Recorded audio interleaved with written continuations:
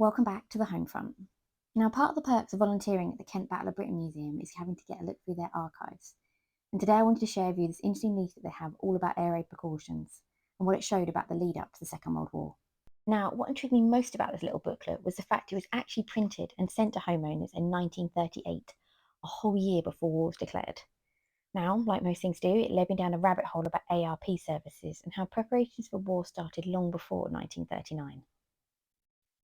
When Adolf Hitler and his Nazi party took over control of Germany in January 1933, it was soon very clear he was not going to adhere to the Treaty of Versailles, and by March 1935, he began general military conscription in Germany.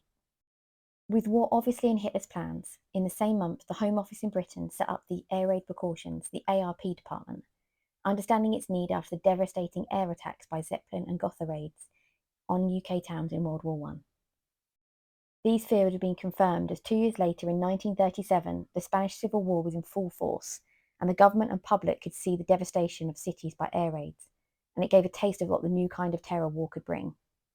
At this point, the Air Raid Warden Service was created, and over 200,000 people had joined by mid-1938.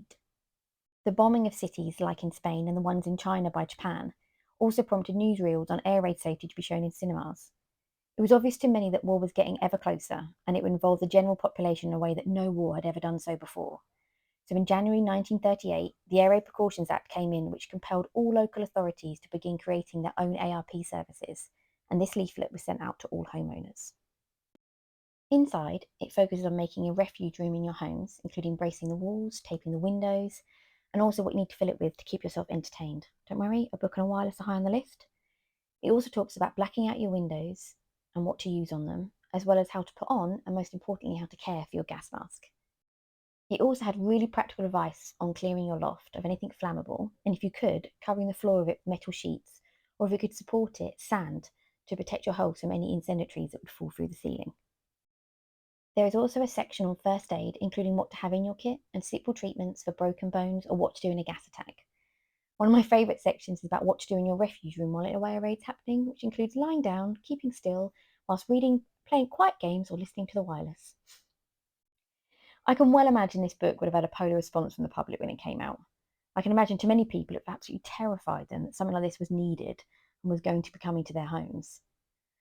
And then on the other side of the spectrum, it was probably just completely ignored, maybe a quick glance through and then filed away in a drawer, or maybe even used to start a fire. It wasn't, however, the only preparations that were started in 1938. Gas masks were also issued and shelters were being prepared as Hitler invaded Austria on the 13th of March, and war seemed to be getting ever closer. The tension built over the summer as Hitler demanded the German-speaking region of the country of Sudetenland, and suddenly trenches were being built in London and children were evacuated.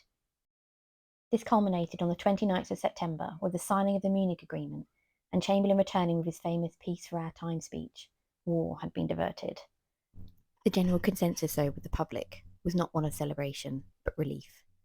And the more shrewd realised this was only an interlude in the build-up with war with Germany, which would actually be declared just 11 months later. I'd be really curious to hear how you think you'd reacted if this leaflet arrived in your letterbox in 1938. Would you be one of the deniers that had thrown it in the bin, or like me, a prepper and frantically got your room ready? Comment below and let me know. For more information about the Kent Battle of Britain Museum, follow the link in the description below. And don't forget to follow and subscribe to my channel to hear more about the home front.